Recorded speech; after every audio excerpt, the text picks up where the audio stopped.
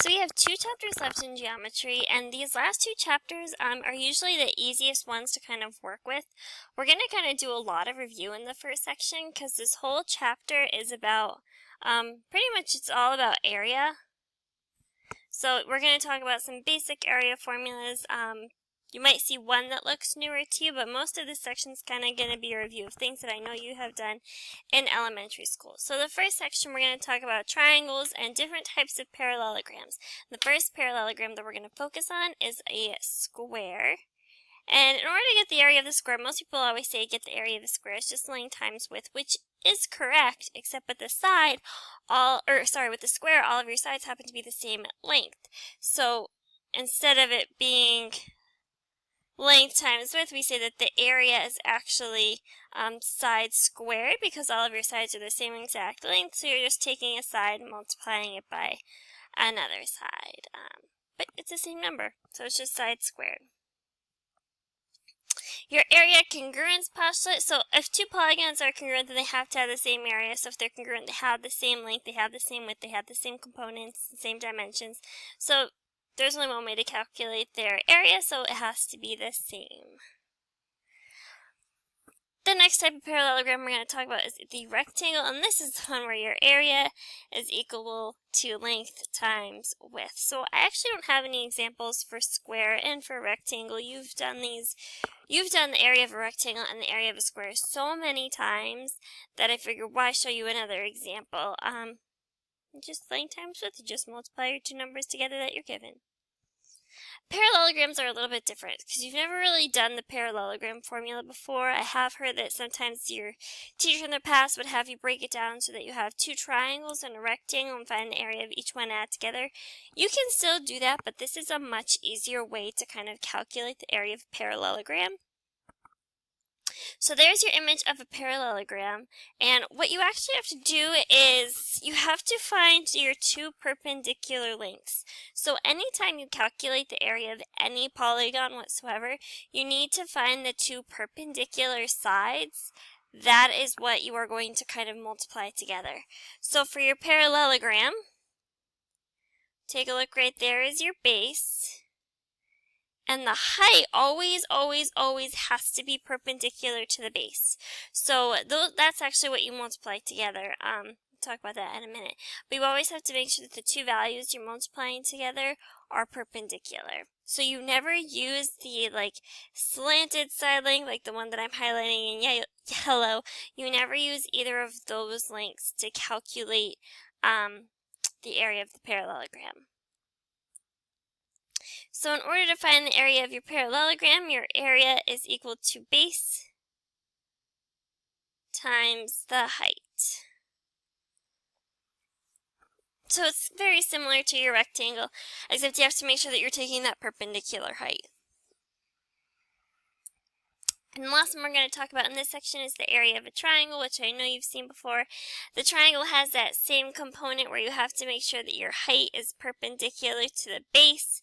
So you can actually use any side in the triangle. Just make sure that you're picking the side that has that perpendicular line to the base. And then to get the area, this one is 1/2 base times height, because if you were to take a parallelogram or a rectangle or a square, any one of those, you can get 2 triangles out of them. So you have to take half of it because triangle is half of parallelogram. So those are the 4 basic formulas that we're going to kind of work with in this section. Before we get onto any of the problems, I would like to give you your code word, and your code word for this screencast is lemonade. Once again, the code word is lemonade. So with the first one, we are given a triangle. In this case, it wants the perimeter and the area. So remember with your perimeter, let me grab the pen. Your perimeter, you're just going to add all of the side lengths together. So we have 17 plus 10 plus 21. We have 48 units. Make sure that you are putting units with all of your answers as well as you kind of go through these. To get the area, it's going to be 1/2 times your base, which your base is usually at the bottom. It's not always going to be at the bottom. It just depends on the orientation. It's just, that's normally where it will be. And your height, remember your height has to be that perpendicular distance So just make sure that you're using the correct height, and then your area is equal to 84 units squared. And remember that anytime you give your answer for area, it's always the unit squared. If you're given the units, like if it's feet, inches, centimeters, anything like that, it would be that unit squared. If it doesn't give you a unit, it's just UN, stands for unit squared. And the next one we have the parallelogram. So your perimeter, we're going to add all of the side lengths together. You have to remember that in your parallelogram, your opposite sides are congruent, so your total perimeter is 100 units. And then to get your area, it's just the base times the height. And remember, the height has to be the perpendicular distance. We get 510 units squared. And the last one, we have another triangle. You do have to actually do Pythagorean theorem for this one to figure out your other side length. Or if you remember your Pythagorean triples, 5, 12, 13 is a Pythagorean triple. So that side's actually going to be 12. So now we can easily find, Now we can easily find the perimeter. And of course, that's the part that doesn't write. We have 30 units. And then to get your area, it's 1/2 base times height. So in this case, your height actually happens to be one of the sides because that's where it's perpendicular, because it's a right triangle. And for our area, we get 30 units squared. So those are just a couple basic examples. Like I said, I don't have any examples of a square or a rectangle because you've done them so many times before. You just plug the numbers in to the calculator and get the answer. These ones are a little bit more challenging. So to find the area of the parallelogram for this one, if we take a look at our parallelogram, is right here. And we can actually use either side length for this one to figure out the area. So we're going to kind of do it two different ways so you can see that it doesn't matter which side you use, but it matters that you match it up with the perpendicular side. So let's just start with the first one. Most people always say, well, let's do 6 first. 6 is at the bottom, so you just assume it's the base. So your area is equal to base times height. So if we make 6 our base, our height has to be that perpendicular distance from 6. So if we kind of look over here where it is extended, this 8 is actually our height because that's the only length that's perpendicular to the 6, or to the side that has a length of 6. So when you multiply them together, you get 48 units squared. So now I'm going to kind of do the example where I'm going to use this 12 as my base. So area is equal to 12. Now if we take a look at the side length, that's 12. The perpendicular distance is 4.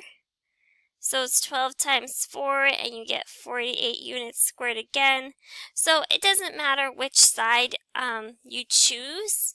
Just make sure that you're making sure that that perpendicular distance is what you're using for your height. Because notice you get 48 both times no matter which side you actually choose.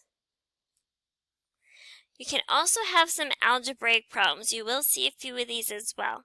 So we're going to kind of work through this one a little bit together. So we have that the base of a triangle is twice its height. The area of the triangle is 36 square inches. We want to find the base and the height. So the first thing that I'm going to do is I'm going to write down my area formula for a triangle. That's 1/2 base times height. And I'm going to start substituting things in that I know. So I know that my area is 36. But I don't know my base or my height, but I do know that their relationship. I know that the base is twice the size of the height. We don't know what either one of them is, so we're going to have to make one of them x. And the easier choice would be to make your height x, just because you know the base is twice the height. So if your height is x, that means that your base has to be 2x.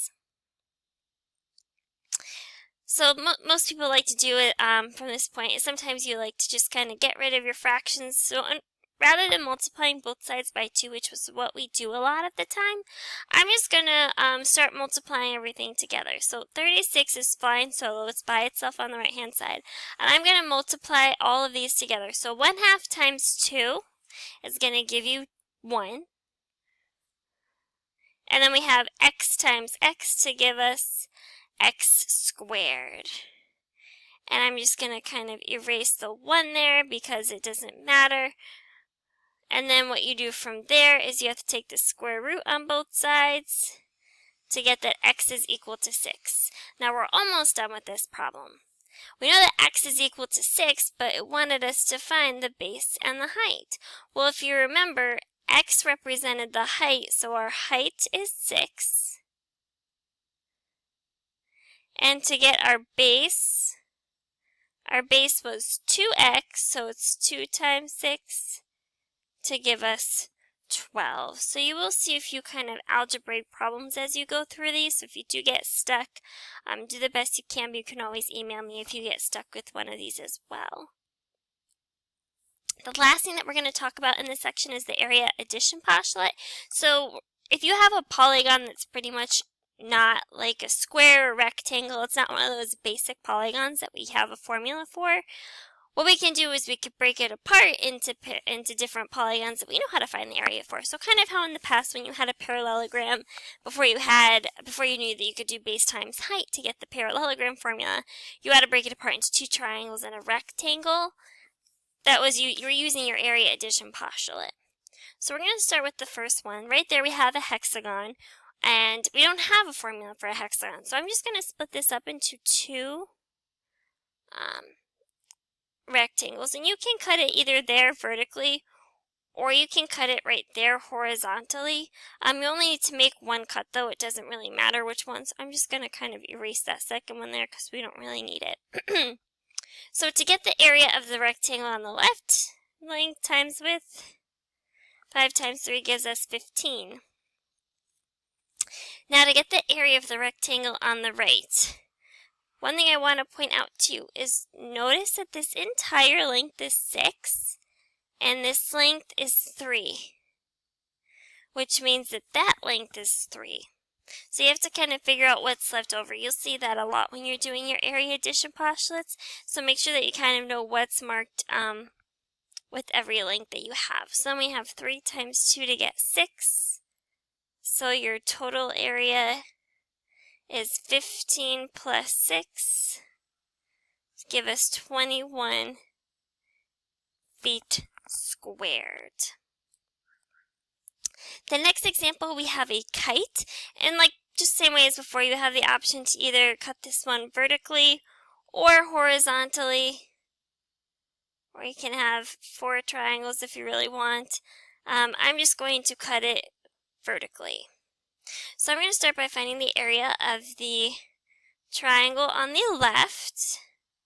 Your area is 1/2.